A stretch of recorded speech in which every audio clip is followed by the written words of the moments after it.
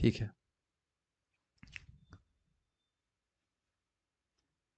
तो हम लोग कृष्ण महावनामृत की प्राप्ति पुस्तक के अध्याय 3 की चर्चा कर रहे हैं, शांतिमय समाज की ओर। ओपनिंग फोटो क्या है? When we understand our relationship with God, then we all will be happy. It is an essential factor for establishing peace in the world. अच्छा, एक बहुत सुंदर बात है, आपने देखा इस फोटो में कितनी सुंदर फोटो लगाई गई है कि विभिन्न धर्मों के चिन्ह यहाँ पे हैं,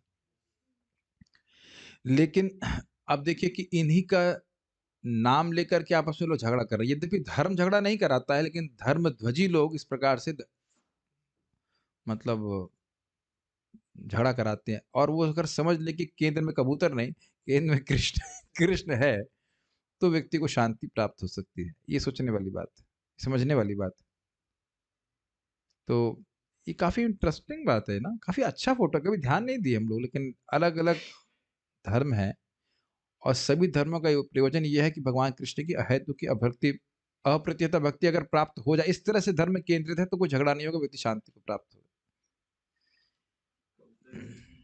कबूतर तो समझ रहा हूँ, कबूतर शांति दूत है, लेकिन कृष्ण केंद्र में होना चाहिए। मेरे पीछे बोलिए, दूसरा माइक नहीं है? उससे माइक क्यों हटा दिए वायर से? श्री भगवान वाच श्रीभगवानुवाच इदं शरीरं कौन्तेय इदं शरीरं कौन्तेय क्षेत्रमिति अभिधीयते क्षेत्रमिति अभिधीयते एतद्यो वेत्ति तं प्राहुः एतदयो वेत्ति तं प्राप्यो क्षेत्रज्ञ इति तद्विदः। क्षेत्रज्ञ इति तद्विदः।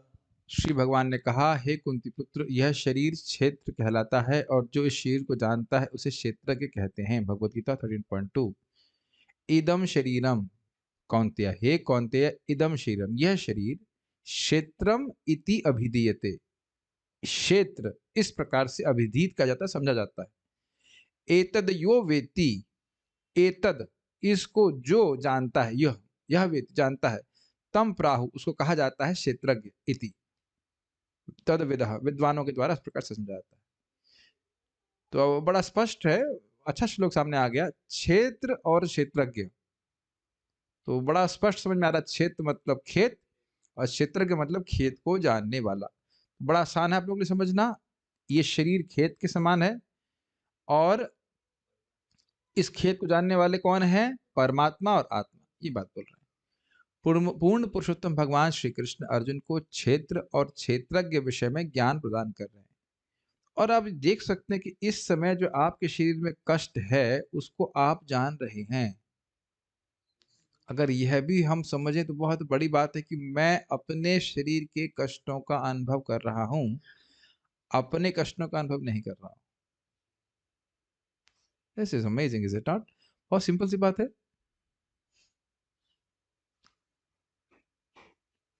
मैं कष्टों का अनुभव नहीं कर रहा हूं, आई सॉरी, मैं अपने कष्टों का अनुभव नहीं कर रहा हूं, मैं शरीर के कष्टों का अनुभव कर रहा हूं।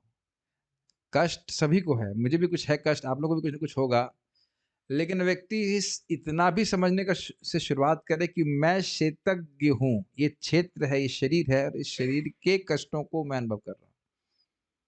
That is a big advancement, क्योंकि तब कष्ट तो होंगे ही दोनों परिस्थिति में, बट हम मेजरेबल नहीं होंगे।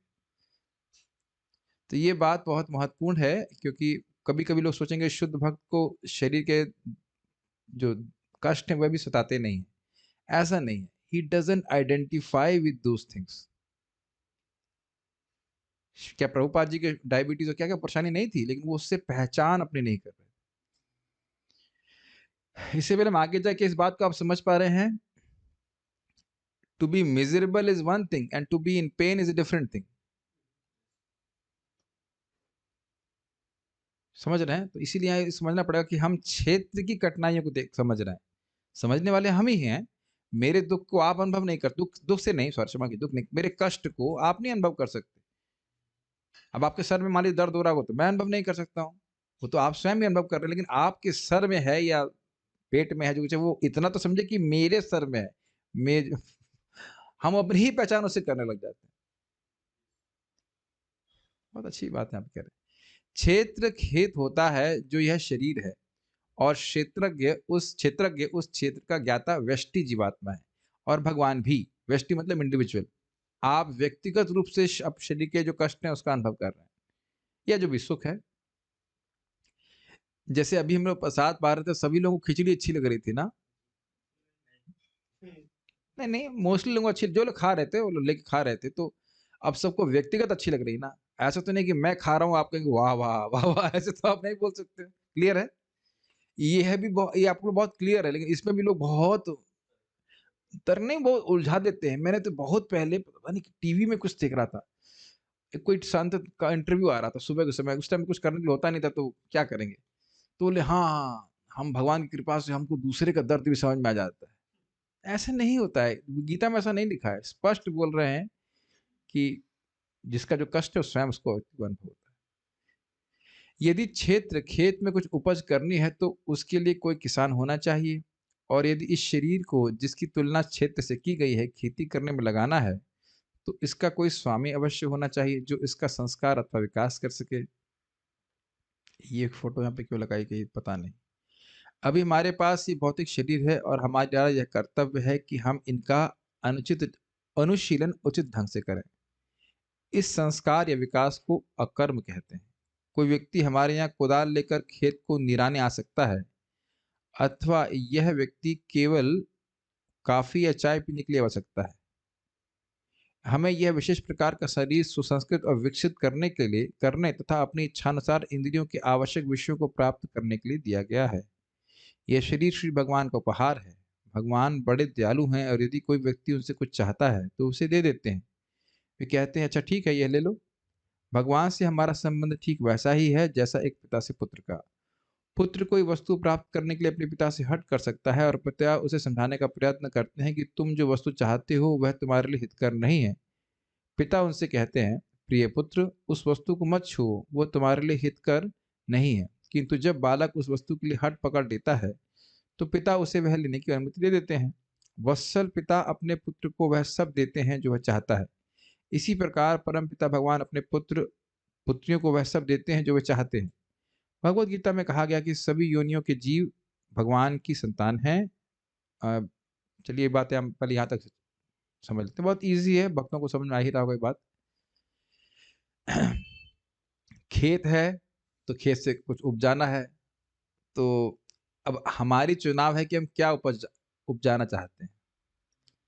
और वहां इस अध्याय में 13वें में बड़ा स्पष्ट कहा गया था कि देखिए, आगे आता है, सर्व क्षेत्रेषु भारत क्षेत्रज्ञम अपि चा क्षेत्रज्ञम अपि माम विद्धि सर्व क्षेत्रेषु भारत।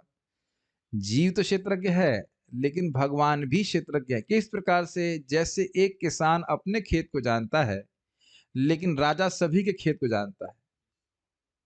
ठीक है? उसी प्रकार से भगवान ने हम सबको ये खेत दिया है। अगर कहा जाए लीज पे तो गलत नहीं होगा।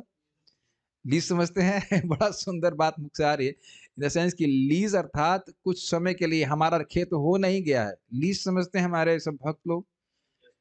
ऐसा नहीं कि वो आपका जमीन हो गई है, वो कुछ 100 साल तक या 50 साल तक जो भी है, हम लोग मान के चले 70 साल तक वो वह जमीन आपको दी गई है, वो कुछ उपयोग करने के लिए। हम लोग बोलते हैं हम इसका उपयोग ऐसे करेंगे, हम अफीम उगाएंगे नहीं, अफीम उगाने के लिए लीज नहीं दी जाती लेकिन जस्ट बोल रहे हैं कुछ खेती करने के लिए। ये बात बड़ी सुंदर है। खेती करके हम कुछ गलत वस्तु भी उगा सकते हैं और अच्छी वस्तु भी उगा सकते हैं, ये हमारा चुनाव है। तो राजा ने सबको, राजा जी बराबर से दे रहा है ना सबको। अरे अब ये राजा का एग्जाम्पल दे रहा हूँ, तो आजकल के हिसाब से मत सोचिएगा। राजा जो अच्छे राजा थे तो सबको सबको मौका दिया करते, तुम इतना खेत ले सकते हो, तुम्हें ये चाहिए व्यवस्था। तो ये बात बोल रहे हैं, तो आप बड़ा स्पष्ट जानते हैं कि भगवान ने, मनुष्यों की बात की जा रही है, इंसान जानवरों की नहीं, वह हमको एक उपहार दिया है। और आप जानते हैं कि मनुष्य शरीर के द्वारा व्यक्ति भगवान के बारे में समझ सकता है। अब इसको दो एंगल से आप देख सकते हैं, इस उपहार का पूरा उपयोग करना है कि थोड़ा उपयोग करना है, क्या बोला जाए। चलिए इस पे हम थोड़ा डिस्कशन चाहेंगे। पूरा उपयोग करना है या कुछ थोड़ा उपयोग करना।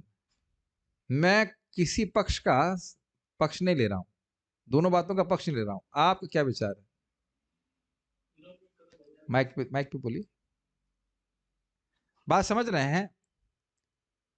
भाई भोग करने को तो मान दिया, तो भोग करना तो चलो अच्छा नहीं है, वो तो हम उसपे कोई कोई मतलब वो इसमें विवाद नहीं, भक्तों की भी चर्चा हो रही, कोई क्या भोग करने से क्या सुख मिल रहा है, लेकिन पूरा उपयोग करना है कि थोड़ा उपयोग करना है, इस पे क्या कहना चाहेंगे? मेरे ये शब्द बोले हैं, आप उसका प्रचार कीजिए आप।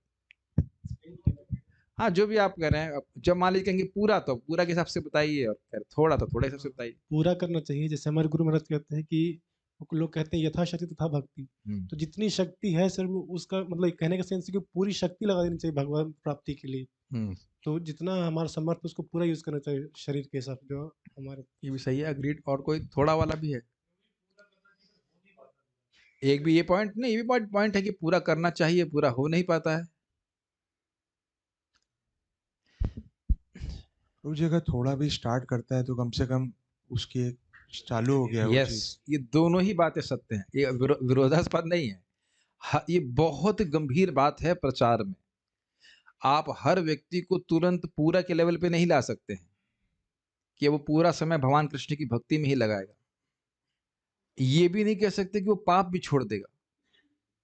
लेकिन ऐसा तो नहीं होना चाहिए कि जीवन से मेरा मतलब एक दिन में कुछ भी भगवत कर्म ना करे, ऐसा नहीं होना चाहिए। कम से कम इतना तो होना चाहिए कि पूरे दिन में कम से कम कुछ माला जाप करे, कुछ भगवान को प्रणाम करे। यह भी बहुत बड़ी बात है कि नहीं? आज मैं बहुत खुश हो रहा था देख करके कि दर्शन आरती में हमारे ग्रुप के कुछ छोटे-छोटे बच्चे लोग भी, जैसे पारखी माता जी लोग, लाइक 10th-12th में होंगे, और वो भी गोविंदम आदि बस वो नाच भी रहे थे, and they were actually offering lamb to Krishna. कितना बड़ा भाग्य है, 4-5 माला कर रहे हैं, बहुत बड़ी बात है एक्चुअली। 4 माला मतलब 25 लाख नाम साल के, और एक नाम का माँ तो जानते हैं, और बच्चे तो वैसे भी कोई अपराध नहीं करते। ये भगवान की कुछ कृपा है कि कुछ दिन से मैं मूड में हूँ, और मैं ऐसे रहना चाहता हूँ कि जितना कोई व्यक्ति स्वीकार करना चाहे इस जीवन में, बहुत अच्छा है। जीरो नहीं होना चाहिए, जितना कर ले उतना अच्छा। इसके भी दो अर्थ हैं जितना कर ले उतना अच्छा, बढ़ा के कर ले, और नहीं तो जहां भी इस स्थिति में है, प्रभुपाद को कहते हैं हर व्यक्ति भगवान के धाम तुरंत नहीं जा सकता, लेकिन कम से कम सफर तो शुरू कर सकता है। और 2 4 5 10 20 या 1 लाख जन्म भी क्या होता है?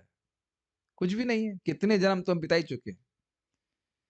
तो हम खाली ये सब बातें इसलिए कर रहे थे कि भगवान ने हमको ये उपहार दिया है, इसको जितना व्यक्ति समझेगा कि मैं ये उपहार की वैल्यू कितनी है, कि हम इसके द्वारा भगवान के पास चले जाएँगे, उतना उसको प्रयोग करेगा। और भगवान, अब आप लोग कहोगे कि भगवान ने फिर यही क्यों नहीं दे दिया? जैसे कि हमको भगवान की भक्ति में लगे रहते, कोई ऑप्शन ही नहीं देते माया में जाने का, तो बड़ा स्पष्ट प्रभुपाद जी कह रहे हैं। और ये एकदम दृष्ट है कि अगर माता-पिता, अगर क्या कहा जाए, माता-पिता प्रेम करते ही हैं, और अगर बच्चे जिद पे आ जाएँ, तो अब बच्चे कुछ भी गलत कार्य करें, वो रोक नहीं पाते। जैसे मैंने आश्रम जॉइन कर लिया, कहाँ रोक पाए? कितना गलत काम कितना दुःख मिला माता-पिता। खैर इतना तो आप जान रहे, तो कटाक्ष है, गलत कार्य नहीं था, लेकिन चरस तक पीते हैं लोग, नाली में पड़े रहते हैं। हम गलत तो नहीं कह रहे हैं, तो वो आजकल बहुत चल रहा है। फिर भी माता-पिता क्या करेंगे? गोली मार देंगे क्या? मैंने तो नहीं सुना कि कोई ऐसे गोली मार देता, क्या करेगा? अब यहाँ के माता-पिता का संबंध तो झूठा है, और प्रेम भी बहुत थोड़ा-सा है। और भगवान का कितना प्रेम है जीवों से, तो हम कल्पना नहीं कर सकते। मेरे ख्याल से उदाहरण से बड़ा एकदम क्लियर हो गया है। और श्रीला प्रभुपाद जी एक जगह उदाहरण देते हैं बड़ा सुंदर, कि बचपन में शायद उनका, हाँ, बचपन में उनका छोटा बच्चा था, तो बारंबार वो फैन में ब्लेड में हाथ डालने का, उंगली डालने का प्रयास किया। बच्चे करते ही हैं ऐसे, देखा होगा छोटे बच्चे। तो उनको डर लग रहा था कि बच्चे की उंगली ना कट जाए, तो उन्होंने क्या किया, फैन चल रहा था उसको बंद कर दिया, अब उसको उंगली डालने दी, तो उसकी स्पीड थोड़ी कम हो गई। तो जब अब जान रहे हैं कि अगर करंट होता तो बहुत तेज उसको चोट लगती, करंट कट गया तो हल्के से उंगली में चोट लगी, और उसके बाद ना गया हाथ, और दोबारा नहीं छुआ। तो ये हिसाब किताब है। तो इसलिए भगवान कहते हैं ठीक है, तुम भोग करना चाहते हो, देख लो आप भोगों की कटु भोगों की कटुता कितनी है। और अभी देख रहे हैं कि भक्ति में आने के बाद भी, स्पेशली अनर्थ निवृत्ति में, व्यक्ति कन्विंस नहीं, कन्विंस है लेकिन कन्विंस नहीं है पूरी तरह से कि भोग जो है अच्छे नहीं। वो जो भोगों की प्रवृत्ति है वो भी है, और वो धीरे-धीरे ना, like from completely dark to light, वहाँ वो ट्रांजिशन में रहता है, उसके संघर्ष होता रहता है। लेकिन एक बहुत अच्छी बात यह है कि अनर्थ निवृत्ति में अगर गंभीरता से एटलीस्ट शारीरिक रूप से निष्ठ हो, भक्ति करता रहे, तो उसको भोगों की बोरियत समझ में आ जाएगी। आप पता नहीं अनुभव कर रहे हैं कि नहीं, मैं तो अपने जीवन में अनुभव करता हूँ कि कभी-कभी भोग की वासना बहुत बढ़ जाती है और फिर उसके बाद मैं एकदम विरक्त हो जाता हूँ उससे। I am observing my consciousness from a observers perspective. जैसे आप ग्राफ देखते हैं, एकदम जैसे लगता है ग्राफ ऐसे ऐसे बढ़ गया और फिर मैं एकदम उससे डिटैच हो जाता हूँ। माइंड को मैं देख रहा हूँ, बोला कि कितनी अच्छी वस्तु है, उसका फिर ऐसे और फिर उधर कोई आकर्षण नहीं। और हम अपनी चित्त को देख रहे हैं, हम तो भक्ति के प्रभाव से कह रहे हैं, अपना कुछ महिमा नहीं बोल रहा हूँ। कि जो भक्ति के प्रति आकर्षण है वो स्टेडी है, जितना भी है। कि भाई मंगल आरती जाना है, जप करना है, श्रीमद् भागवतम पढ़ना है। कल जैसे बीमारी हो गई, मैं थोड़ा-सा बीमार था और नहीं डिस्कशन कर पाया तो बड़ा अजीब-सा लग रहा था। मैंने कहा ये कैसे 10 से 11 कटेगा? बड़ा मुश्किल लग रहा था, बहुत मुश्किल लग रहा था। मैं सो और रेस्ट भी नहीं कर पाया, मैं सो नहीं पाया यार। सोया वही 12 बजे के बाद है। मैंने कहा तो कि सो भी तो नहीं पाए। आप मेरी बात आप समझ पा रहे हो? Your attraction for the practices of bhakti is constant and suddenly वो उसमें कुछ बीच में एक स्पाइक आता है and then you are detached. जिससे मुझे बहुत एनकरेजमेंट मिलता है। यद्यपि जब मन भ्रमित होता है तो परेशान तो होता ही है, हर व्यक्ति परेशान होगा, साधक परेशान होता ही है। ये होता ही है और अद्भुत बात मैं ये देखा कि उसके अगले दिन से बाद हमारा नाम जप में रुचि भी हो रही है। तो ऐसा भी नहीं कि कृष्ण रिजेक्ट कर दिए। बारंबार मैं समझ रहा हूँ वही हो रहा है कि जो हृदय की तह तह समझते हैं, तह लेयर्स वो एक के बाद निकलती रहती है। उससे प्रभावित नहीं होना चाहिए। बहुत अमेजिंग कॉन्शसनेस जो एकदम लगेगा बहुत आसक्त कर रहा है, उसके बाद देखा पर वो कोई मति ही नहीं जा रही। वेरी वंडरफुल एक्चुअली संघर्ष के विज्ञान को समझा जाए तो ये बड़ा एक अच्छा लगता है। मतलब आप जब निष्ठा के स्तर पर पहुंच जाएंगे तब कोई इस तरह की परेशानी नहीं होगी। It's quite interesting actually. ये सब बातें कहाँ से आ गई? एनीवेज़ हम खाली बात चल रही थी इसलिए मेरे हृदय में चल रही थी बात, मैं बताना चाह रहा था इस बात को। बहुत इंटरेस्टिंग है हाउ एक ग्राफ की तरह दिस और सबके अलग-अलग होंगे। एक वक़्त अभी डिस्कशन में बीच में बोल रहे थे, मैं सुन रहा था कि बीच-बीच में लोग को नौकरी का ऑफ़र आता है। तो सभी के गाजर अलग-अलग है ना। उसने ओह! नौकरी का ये हाँ, नौकरी कर ले, कर ले। फिर वो कथा सुनने आते हैं, सारे छोड़िए क्या करना। इस प्रकार से भक्तों का बड़ा अलग-अलग व्यवस्था रहती है। सबके स्पाइक्स आते हैं, उसको वो भगवान फिर फ्लैटन कर देते हैं। हम लोग को भक्ति करते रहना चाहिए। मैं ये सब बातें कहाँ से आ गई? मैं कुछ क प्रयोजन लेके बोल रहा था। मैं हाँ, भगवान खाली बोल रहे हैं कि भगवान जो है वो बहुत प्रेम करते हैं, इसलिए ही is giving us choice to choose between Maya and him. माया भोगना चाहते हो, भोग सकते हो। ये बात तो ख़ैर हम इसलिए आगे की मैं कुछ बोलना चाह रहा था। May be it's not connected लेकिन अ, हाँ, कितना व्यक्ति साधना करना चाहता है उसके ऊपर है वो उसको कहाँ से आ गई बात है जस्ट कहाँ से आ गई? हाँ, वो तो है। हाँ, तो हम खाली बात सब यही कर रहे थे कि व्यक्ति जितना इस शरीर का उपयोग भगवान की सेवा के लिए कर ले उतना ही अच्छा है उसके लिए। और ये तभी होता है जब व्यक्ति भक्त संग में आकर के बारंबार श्रवण करता है। नहीं तो प्रवृत्ति हमारी वही रहती है कि हम भोग बुरे तो नहीं है, क्या दिक्कत है? बहुत बड़ा उपहार है भगवान का हमको मानव शरीर दिए। इस समय हम लोग यूक्रेन में भी हो सकते थे। Think about that. ये दुनिया में कहीं भी हो सकते, चाइना में चिंग चौंग चाउमीन बना रहे होते हैं कुछ। कभी सोचते नहीं है हम लोग कि भारत में जन्मे और हरे कृष्ण मत पता है। ये लखनऊ में हम अमीनाबाद में कुछ गुल कुल्फी खा रहे होते ना। उम्मीद है कि लखनऊ के डिवोटीज नहीं खा रहे होंगे। Something you could have been doing है ना। कितने आश्चर्य की बात है कि इस संघर्ष में भी हम अगर है तो अच्छी बात है। कितना बड़ा उपहार है। तो हम खाली बात ही कर रहे थे कि भगवान हमेशा हमको चुनाव देते हैं। यदि हम उनको चुनना चाहते हैं तो उनको चुन सकते हैं और माया को चुनना चाहते हैं तो माया को चुन सकते हैं। हाँ, मैं बता रहा था ये सब बातें क्यों बोली थी मैं। कारण ये है कि देखिए अगर वो साधना करता रहे तो भगवान की भक्ति के प्रभाव से उसको स्वयं ही विषयों की कटुता का अनुभव हो। इस पे मैं बोल रहा था। ये मैं सारी बात बोल रहा था कि जैसे-जैसे प्रगति करता जाएगा शुरुआत में बड़ा लगता है कि भाई भोग कैसे त्यागेंगे? लेकिन भोग भोगते हुए भी अगर भक्ति करता रहेगा तो अंदर से भगवान भोग के सुख की जो सत्यता है उसको वह प्रकाशित करता है। इसलिए मैं बात बोल रहा था। वो जो स्पाइक वाला पीरियड है वो कम होता चला जाएगा। हम सोचते हैं कि अरे ये तो ऐसे ही रहेगा, लेकिन ऐसा है नहीं। समझ रहे हैं बात को?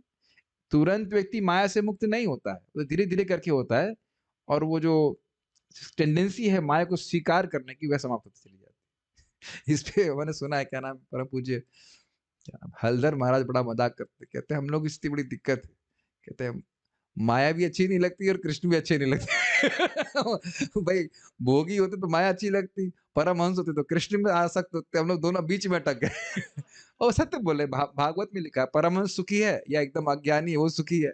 वो सुखी तो नहीं, लेकिन मान रहा है कि वो सुखी है, और बीच में बाकी लोग सब जो संघर्ष कर रहे हैं।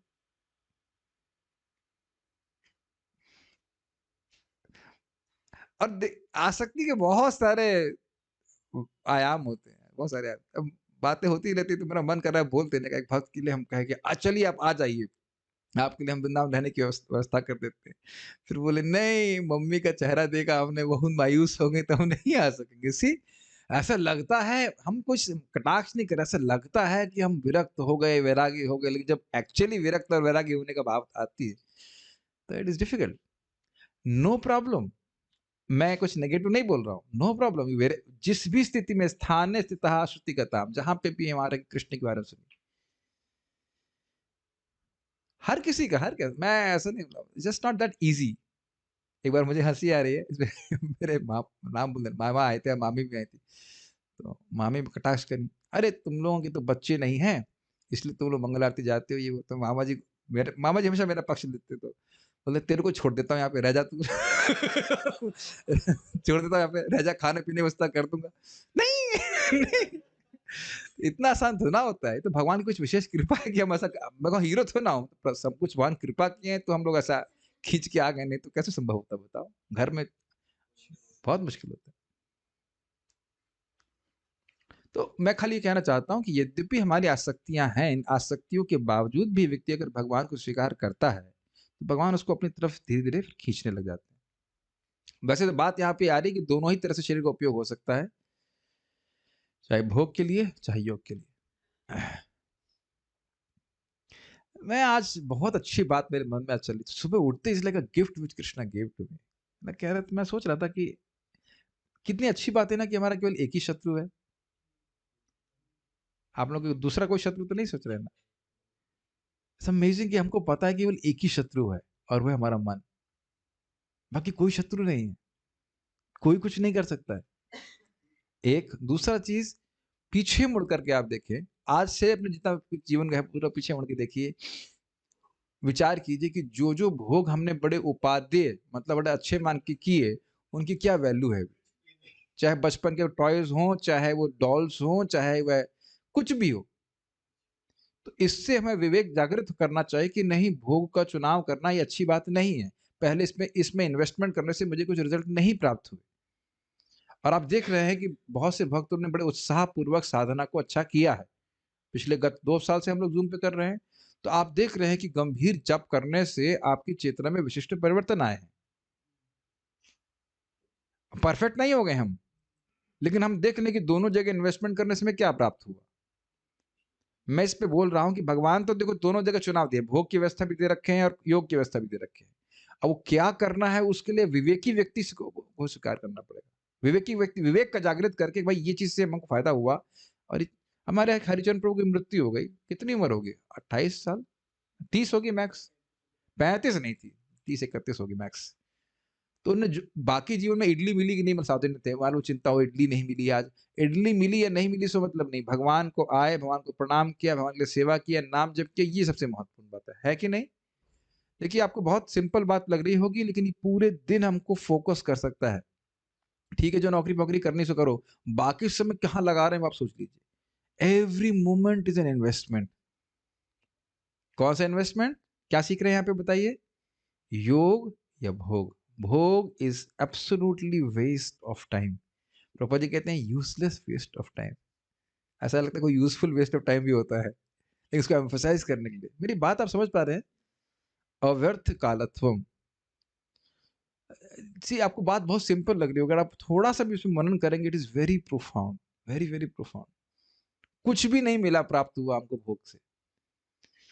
और देखिए थोड़ा सा भक्ति का अभ्यास कर रहे हैं, अभी नहीं बहुत गंभीरता से कर रहे हैं, थोड़ा बहुत कर रहे हैं, उसके कितने रिजल्ट्स मिल रहे हैं। Why not invest only in भक्ति, जो भी हमारे पास बाकी समय बच रहा है। भगवत गीता में कहा गया है कि सभी योनियों के जीव भगवान की संतान हैं। कहा गया, सर्वयोनिषु कौन्तेय सर्वयोनिषु कौन्तेय मूर्तयः सम्भवन्ति याः मूर्तया सम्भवन्ति यः तासां ब्रह्म महद्योने तासां ब्रह्म महद्योनि अहं बीजप्रदः पिता। अहं बीजप्रदः पितः। हे कुंती पुत्र, सभी योनियों का जन्म इस भौतिक प्रकृति में से संभव होता है और मैं बीज प्रदान करने वाला पिता हूँ। स्पष्ट है, प्रधान में भगवान महाविष्णु दृष्टिपात करते हैं और दृष्टिपात के क्या घटक हैं? जीव शक्ति और काल शक्ति, और उसके द्वारा वे गुणों में क्षोभ उत्पन्न करते हैं और उसके द्वारा आगे सृष्टि होती है और अन्य सभी जीवों को विभिन्न प्रकार के शरीर प्रदान किए जाते हैं। इस भौतिक जगत में भौतिक प्रकृति माता हमें शरीर प्रदान करती है और परम पिता भगवान उस जड़ शरीर में आत्मा का गर्भाधान करते हैं। इसकी व्याख्या मैंने भी कर दी।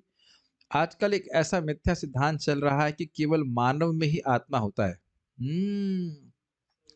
और दूसरे प्राणियों में नहीं होता, किंतु हमें वैदिक शास्त्रों से ज्ञात होता है कि पौधों तथा वृक्षों इत्यादि को सम्मिलित करके 80 लाख से भी अधिक योनियां हैं और उन सब में आत्मा होती है, अन्यथा वे न उत्पन्न हो सकती हैं न विकसित हो पाती। बहुत ही सुंदर बात है। यहाँ फोटो भी दिखाया जा रहा है, शेर हो चाहे पशु हो चाहे और कोई भी हो, यहाँ पे क्या है, लंगूर, कुत्ता, देवता या देवी, जिराफ, हाथी, भैंसा या भैंसी कुछ भी जोड़ लीजिए, या मछली इत्यादि।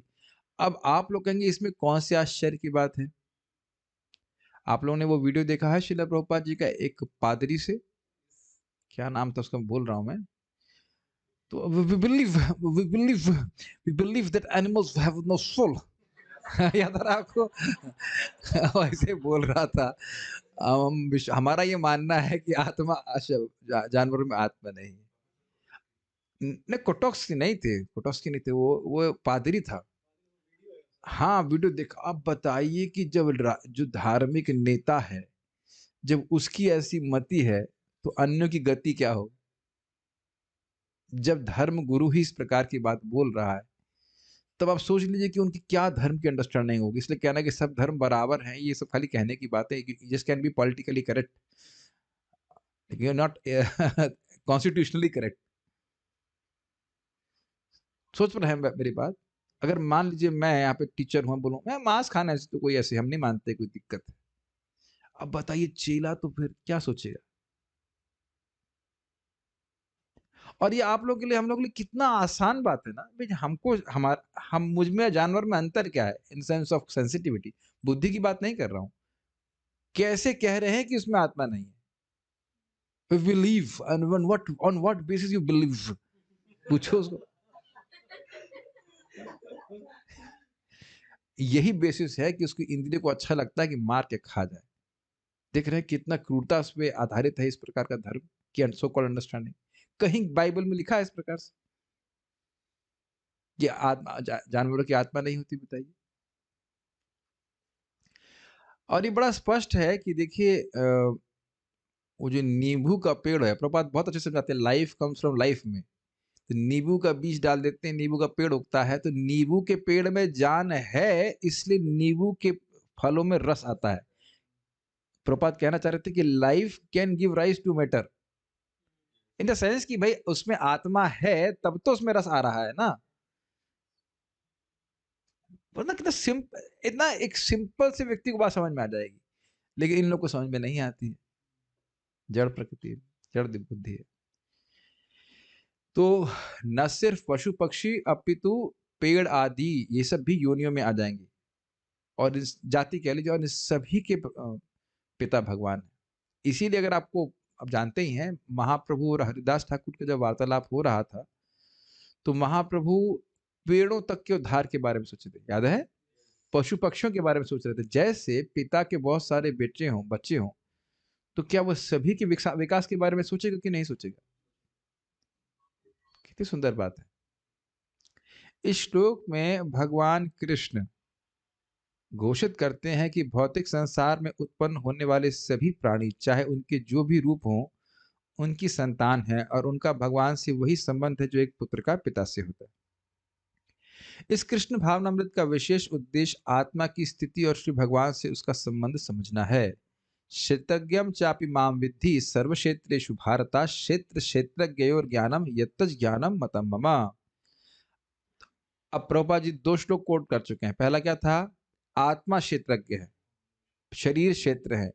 उसके बाद प्रभुपाद ने क्या कोट किया कि जितने भी क्षेत्र हैं, यानी जितने भी शरीर हैं, उनको देने वाले भगवान हैं। जैसे राजा सभी किसानों को खेत देने की क्षमता रखता है। वो भले लिखा है लेकिन एक्चुअली सारा राज्य राजा का होता है, ये बात मानते हैं? भले ही हम लिखते हैं ये इस किसान का उस किसान का, लेकिन वस्तुतः सभी कुछ राजा का होता है। यस नो जी, इज इट नॉट? तो जितने भी क्षेत्र हैं, जितने भी शरीर हैं, वो भगवान के द्वारा प्रदत्त हैं और भगवान के हैं, वो हमारे नहीं हैं। हे भरतवंशी अर्जुन, सब देहों और क्षेत्रों को जानने वाला क्षेत्रज्ञ भी मैं ही हूं, और इस शरीर को एवं इसके स्वामी को जानना ज्ञान कहलाता है, ऐसा मेरा मत है। आगे भी इसमें आता है ना, अमानित्व अदम्भित्व, इसी श्लोक में है, इसी अध्याय में है, 13वें में इसमें है। इसमें एक श्लोक आता है, ये वाला श्लोक है कि नहीं, लेकिन इसके आगे पीछे भी आता है, कहते हैं ये ज्ञान है और बाकी सब अज्ञान है। शायद यही श्लोक है, अमानित्वादम्बित्वा, अमानित्वादम्बित्वा अहिंसा शांति राजम इत्यादि। उसके बाद आगे जाकर को कहते हैं, भगवान कहते हैं ये सब ज्ञान है, बाकी सब अज्ञान है। दिखाइए कहा, 14वें में 13वें में 13 में 13.8 में कहते हैं अमानित्वा दम्भित्वा अहिंसा शांति राजवम आचार्य उपासनम शौचम स्थैर्यम आत्म विनिग्रह। 13.8 से लेकर के 12, तो आप इसको देख लेंगे, बड़ा सुंदर है। तो 8 से 12 में भगवान वर्णन करते हैं और एक भी जगह नहीं बोलते फिजिक्स केमिस्ट्री बायोलॉजी। और कौन से सब्जेक्ट आप पढ़ते हो? नहीं, इंग्लिश तो हम पढ़ने में, बायोलॉजी मुझसे पढ़ रहे थे दोनों, जूलॉजी बायोलॉजी बॉटनी, कहीं नहीं बोल रहे। आर्टिफिशियल इंटेलिजेंस को तो बिल्कुल ही नहीं बोल रहे, हम जो पढ़ करके आए माथा मार के, उसको बोल ही नहीं, कहते हैं सब कुछ अज्ञान है। क्यों? यहाँ क्या पढ़ रहे हैं आप? हाँ, इस शरीर का में रहने वाला व्यक्ति कौन है, उसका स्वामी कौन है, इनके बीच संबंध को जानना। सिंपल, एक बार संबंध समझ लेंगे, उसके अनुसार कार्य करेंगे, यहाँ से निकल जाएंगे। Anything which will further entangle us in this world is अज्ञान। इस जगत में हमको जो चीज और फंसाएगी वो टोटल अज्ञान है। मैं आज तक अभी तक तो कोई आइडिया नहीं पकड़ पाया हूं, लेकिन अगर ऐसा कोई आइडिया आ जाए कि भाई लोगों की जीविका चल जाए एक स्टैंडर्ड तरीके से, तो कोई शायद ही कोई व्यक्ति इंजीनियरिंग करने जाएगा। और ये थोड़ा सा आजकल स्टेटस सिंबल बना दिया गया है इसके, नहीं तो मिठाई की शॉप चलाकर भी लोग इतने करोड़पति बन जाते हैं, एक्चुअली करोड़पति। और हम तो सुना है कि मिठाई तो ज्यादा बोलती है, वो छोले भटूरे की शॉप खोल करके भी लखपति हो जाते हैं। हाँ, गोलगप्पे वाले तक भी। भक्तों को इस तरह सोचना चाहिए। और उन लोगों को रात रात भर नहीं काम करना होता है, जैसे आजकल इंजीनियर वगैरह करते हैं, रात रात भर काम करते हैं ना। हमारे मामा जी ही काम करते थे, वो उनको नाइट ड्यूटी लगती थी तो हालत खराब थी। मैं तो सोच के घबरा जाता था, नाइट ड्यूटी साधना कैसे करेंगे। वो बता रहे थे एक बार 40 घंटे बॉयलर के सामने, बॉयलर के मेंटेनेंस के लिए खड़े रहे 40 आवर्स। आपको लग रहा है कि 1 घंटा क्लास बहुत लंबी होती है, 40 घंटा खड़े रहे। क्या क्या लोग देखे तपस्या कर रहे हैं। एजुकेशन का यही पुरस्कार प्राप्त हुआ ना। छोला भटूरा कोई 40 घंटे आज तक कोई बेचा नहीं होगा ना इस प्रकार से।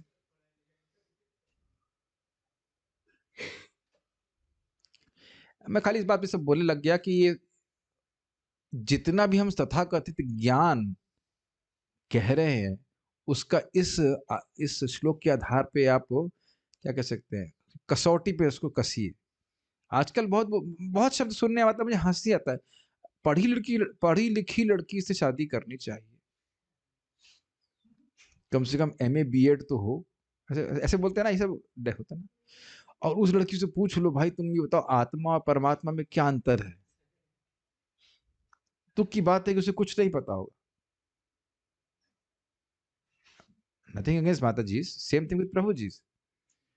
चाहे वो पीएचडी करके आया, उसका परमानेंट हेड डैमेज हो गया नहीं बता पाएगा कि इंसान जानवर में अंतर नहीं बता पाएगा, आत्मा और परमात्मा की तो बात छोड़ दीजिए। हम लोग इतना आसानी से बोल देते हैं परमात्मा कृष्ण, क्योंकि भगवान के भक्तों से सुने हैं, और तब आप पूछे होता कोई आपको कि भाई तुम जब भक्त नहीं तब बता पाते परमात्मा कौन है समझ रहे हैं? अहम आत्मा गुणाकेश, देखो उसमें लिखा है अहम, यानी मैं ही, हम और आप ही सभी आत्मा के रूप में विद्यमान है। इस तरह की बातें कुछ कह देता तो हम मान भी लेते इस तरह की बात। यदि हम इस शरीर पर विचार करके यह अध्ययन करें कि हम वास्तव में शरीर हैं कि नहीं, तो हम इस निष्कर्ष पर पहुंचेंगे कि हम क्षेत्रज्ञ, शरीर को जानने वाले आत्मा है, शरीर नहीं। यही व्याख्या कर रहा था मैं आपको कि नहीं? कम से कम अपने को क्षेत्रज्ञ के रूप में तो देखें। मेरा यह शरीर है, मैं यह शरीर नहीं हूं। और अब देखिए इसके विपरीत इसका सोचने का क्या परिणाम होता है। मैं ही शरीर हूं, तो शरीर के सुख दुख मेरे हैं, मैं हूं, मेरे सुख दुख हैं, और दुखों की निवृत्ति और सुखों की प्राप्ति के प्रयास में अब अनादिकाल से तो फंसा ही हूं, आगे कितने जन्म तक फंसा रहूंगा को बता नहीं। और जबकि हम ये नहीं समझ पा रहे कि जब तक शरीर प्राप्त है दुख मिलेगा ही। जैसे आप कुछ प्रोडक्ट खरीदते हैं तो उसके स्पेसिफिकेशन लिखे रहते हैं, इतना डीबी, ये इतना सब। मान लीजिए आप साउंड का सामान खरीद रहे हैं, तो ये शरीर की स्पेसिफिकेशन ही है, व्याधि मंदिर। तो रोज इसकी पूजा होनी चाहिए किसी दवा से। आप लोग ऑफरिंग करके आए कि नहीं आए फिर? आप लोग ऑफरिंग करवा रहे हैं रहती है रोज? कोई आप लोग दवा नहीं खाते रोज? मैं तो अब देख रहा हूँ कि इतने सारे पैराफिरले इकट्ठा हो गया टेबल के ऊपर ये दवा खानी है, इसके बाद ये मंगल आरती, मंगल भोग उसके बाद दोपहर में क्या कहते हैं, दोपहर उपल भोग बोलते, क्या बोलते, दोपहर वाला भोग राजभोग, राजभोग दोपहर में 3 गोली ये खाओ, कट्टकारी अवले खाओ, उसके बाद रात्रि में फिर क्या शयन भोग। इस प्रकार से व्याधि मंदिर में ऑफरिंग चलती रहती है। कालिंदी माता जी आप भी दवा खाती ही होंगी नहीं? हाँ, सब लोग। ऐसा कोई व्यक्ति है यहाँ पे जो एक दिन दवा ना खा रहा हो? आप नहीं खाते तो अच्छा ठीक है, आपने आप पूजा नहीं कर रहे ठीक से अभी कोई बात नहीं, भगवान की कृपा से शुरू हो जाएगी धीरे धीरे। व्याधि मंदिर है, कहीं ना कहीं किसी किसी मंदिर में पूजा बंद हो जाती है लेकिन भाग्य होता तो नहीं खाते। तनिष्क को नाड़ी दिखा दीजिए, वो चालू करवा देगा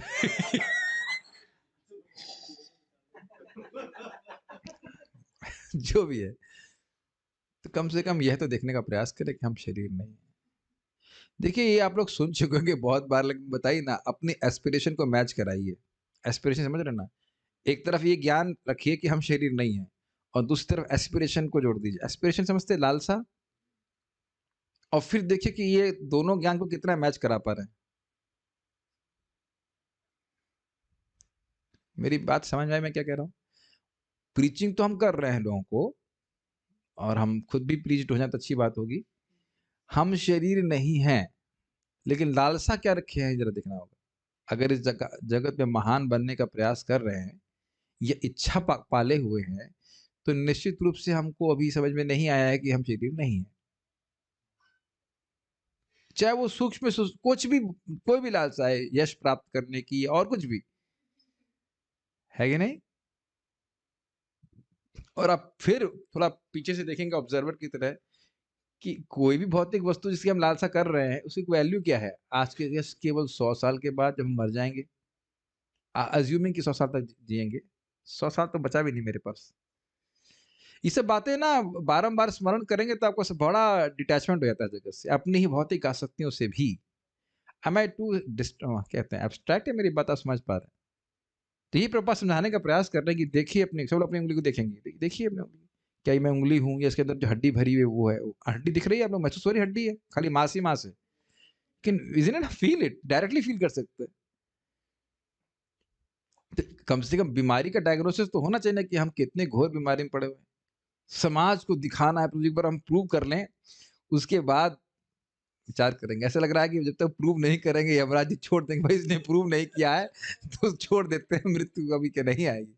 प्रूव कर दें, हमारे पूर्वजों ने प्रूव किया है, और प्रूव करने के बाद फंस भी गए, देख रहे हैं, तो हम प्रूव कर ले है कि नहीं? और वैसे भी रास्ते में जिससे भी हम मिलते हैं, देखते हैं, उससे डिग्री तो पूछते ही है ना। मेरा कटाक्ष समझ रहे हैं? रास्ते में जितने लोगों से आप मिलते हैं, एक माइक माइक देना। हाँ, दिखाएँगे वो अच्छा वो नहीं वो वाला माइक हाँ, ये देखिए। हाँ, ये देखिए, ये वाला माइक देख रहे हैं आप लोग? Can you see this mic? Yes, Shukrish Das ji आपने कहाँ तक डिग्री प्राप्त की है? हाँ, रामकृष्ण दास जी महाराज आपने कहाँ तक किया है? ऐसे लेके घूम रहा होता है ना व्यक्ति। नहीं ना, कोई नहीं पूछता है, कोई नहीं पूछता है किसने कितनी डिग्री। हमारे व्यवहार को देखता है, हमारे संस्कार को देखता है, कौन डिग्री आप कितने लोगों की डिग्री जानते हो बताइए? किसने कहाँ से करी? नहीं। हम तो मज़ाक बनाएँगे भई, हमारा काम है मज़ाक बनाने का कि कहाँ हमारी लालसा है और कहाँ हमारे दूसरी तरफ कह रहे हैं हम शरीर नहीं, तो कैसे मैचिंग होंगे? मैचिंग कराना पड़ेगा ना। Think about it. जितना समय व्यक्ति अपने को शरीर मानने के मनवाने वाले कार्यों में संलग्न है, क्या उतना ही समय वह शरीर से अपने को पृथक दिखाने वाले कार्यों में संलग्न है? वो प्रश्न आपको करना चाहिए। मेरी बात समझ में आई? लंबा सेंटेंस तो नहीं हो गया? जाप करते हैं, भक्ति करते हैं, तो आप स्वयं अपने आप को शरीर से पृथक समझ पाते हैं। ये तो दृष्टांत में कोई बड़ी बात थोड़ी ना। कुछ-कुछ तो अनुभूति देते हैं ना जब हम जप करते हैं। और आप देख रहे हैं कि जैसे ही मटेरियल कार्यों में लग जाते हैं, वो लग जाने के बाद छोड़िए सबसे पहले मानना पड़ता है कि मैं शरीर हूँ। उसके बाद तो कुछ काम करेंगे बताइए। तो कटाक्ष करना हमारा एक वो है ताकि थोड़ा-सा चिकोटी काट दी जाए, वो उसके बाद मैं वंशाकल्पतरु कह दूँगा अलग बात है, लेकिन it's not a criticism, it's just something which you have to see कि मैं क्या कर रहा हूँ। और जिन लोगों को प्रूव करना चाहता हूँ, उनको तो हम देखेंगे नहीं, वो तो मर के चले जाएँगे, एनी डे। कम से कम भक्तों को तो इस प्रकार की दुनिया को मैं प्रमाणित करना चाहता हूँ कि मैं मूर्ख हूँ, इस प्रकार के विचारों से मुक्त होना चाहिए। मैं इसलिए बोल रहा हूँ क्योंकि भक्तों के समाज में भी ये मान्यता बहुत बड़ी रहती है। जप कर रहे हैं, लेकिन समाज में भी तो देखना है, समाज को भी तो देखना है भाई। ज़रूरी है समझा समाज समाज में तो कुछ प्रतिष्ठा बनी रहनी चाहिए।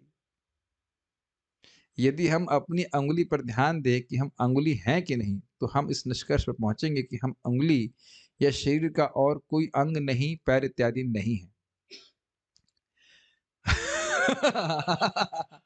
अच्छा फ़ोटो है, अच्छा फ़ोटो है कि कंकाल है या मांस मज्जा है या और बाकी कुछ है। कितना अद्भुत है। मज्जा क्या होती है? अच्छा गैप्स के अंदर हाँ, मतलब ऐसे जनरल में बोल दिया मैं।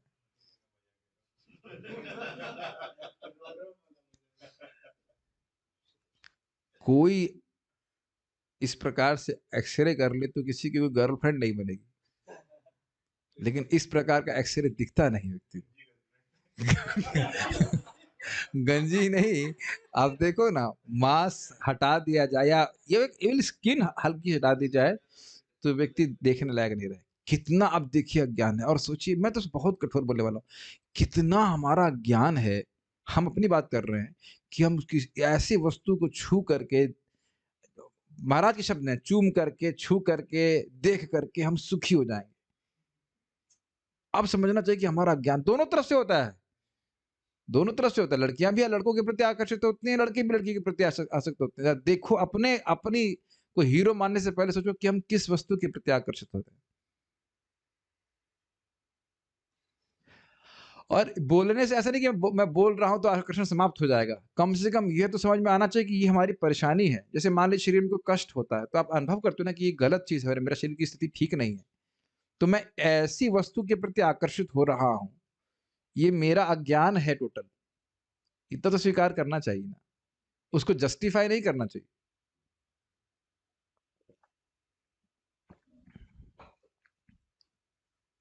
बहुत अद्भुत बात है। इस प्रकार हम इस निष्कर्ष पर पहुँच सकते हैं कि हम ये शरीर नहीं हैं, वरन ये शरीर हमारे हैं। हमारे हैं मतलब हमको दिए गए हैं लीज़ के ऊपर। हमारे भी नहीं हैं, हमारे भी नहीं हैं। इसलिए हम कहते हैं, यह मेरा शरीर है। अगर इतना भी हो तो भी बहुत बड़ी प्रगति है। मैं शरीर हूँ, अहम बुद्धि से कम मम बुद्धि रहे तो भी ठीक है। समझ रहे हैं बात? ये अंतर समझ रहे हैं? अहम शरीरम और मम शरीरम। इस आधुनिक सभ्यता में दुर्भाग्य से लोग कभी यह प्रश्न का पूछने का अवकाश नहीं निकालते कि वे क्या हैं या कौन हैं।